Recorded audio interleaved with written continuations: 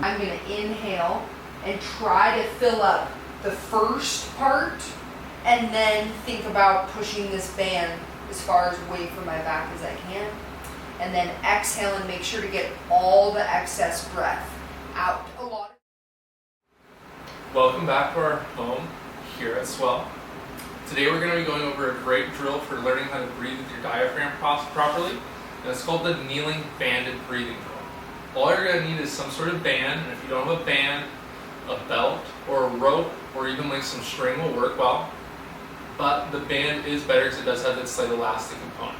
You will need some floor space because we'll be kneeling, and you will need to have the ability to breathe, but honestly you don't know how to breathe that well. Just any sort of ability to get air in and out of your body will do for right now. Okay, so Lily's going to face that way.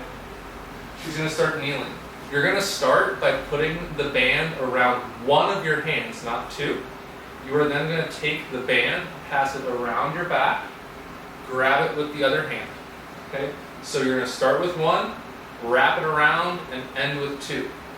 Once you have the band on both hands, you will then place those hands on the floor in front of you or on your knees.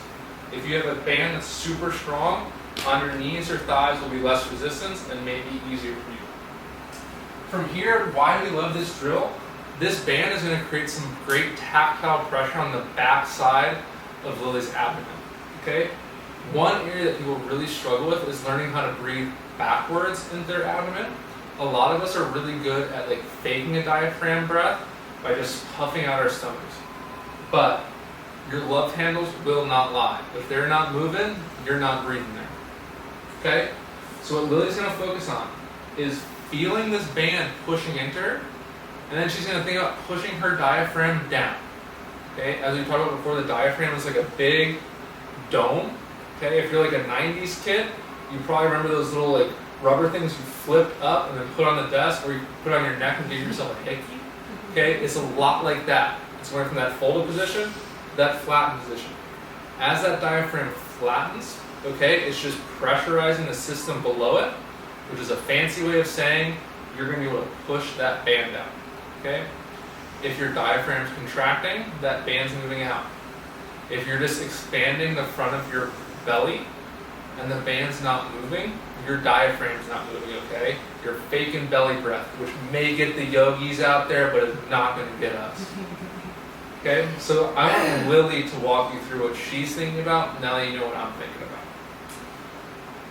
Here, I'm really thinking about not faking in my personal flavor of faking, which is I will just round my spine a little bit. I'll be like, oh yeah, look, I'm doing it, right? I'm not. So my spine is staying totally still the whole time, and the movement that's happening in my back I know is from my diaphragm because of the way it's expanding without any of my bones. So what that looks like, I'm going to inhale and try to fill up the first part, and then think about pushing this band as far as away from my back as I can. And then exhale and make sure to get all the excess breath out. A lot of times when people start doing breathing exercises, they start skimping on the exhales, and you literally start retaining more CO2 in your lungs when you do that. It'll make you feel like you're starting to suffocate. So if that's happening to you, just make sure to exhale a little bit longer. One great way to use this band to your advantage too is it does have two essentially straps. You can put your hands up. You can position one higher and one lower if you're needing to.